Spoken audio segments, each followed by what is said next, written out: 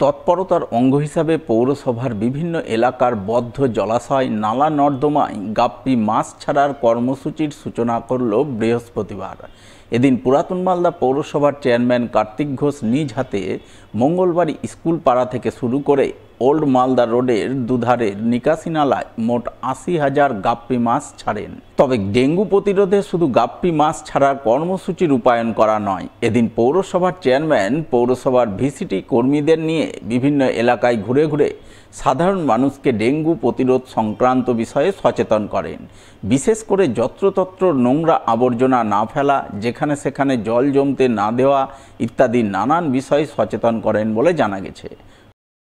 আজকে আমাদের পুরাতন মালদা পৌরসভা ১ থেকে ২০ নম্বর ওয়ার্ডে যেসব জায়গাগুলো আমাদের নিকাশির ব্যবস্থা রয়েছে, ড্রেনেজিং ব্যবস্থা রয়েছে এবং ওয়াটার বডি রয়েছে এবং নিচু জায়গা যেখানটা জল জমে যায়, আমরা আজকে যে এই পৌরসভার ব্যবস্থাপনায় গাপ্পি মাছ সঞ্চারণের যে কর্মসূচি, সেই কর্মসূচি নিয়েছে। উদ্দেশ্য কি, যে এই যে এডিস মশা থেকে আমাদের ডেঙ্গুতে আক্রান্ত হয় সাধারণ মানুষ।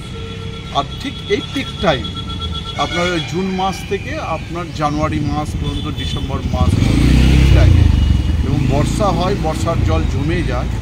এই জল জমে যাওয়ার ফলে সেখানটায় এডিস মশা দেখা যায়। আমরা দেখি সেই সময় সেই লাভাগুলোকে আমরা নিধন করার জন্য গাপ্পি মাছ ছাড়ছি।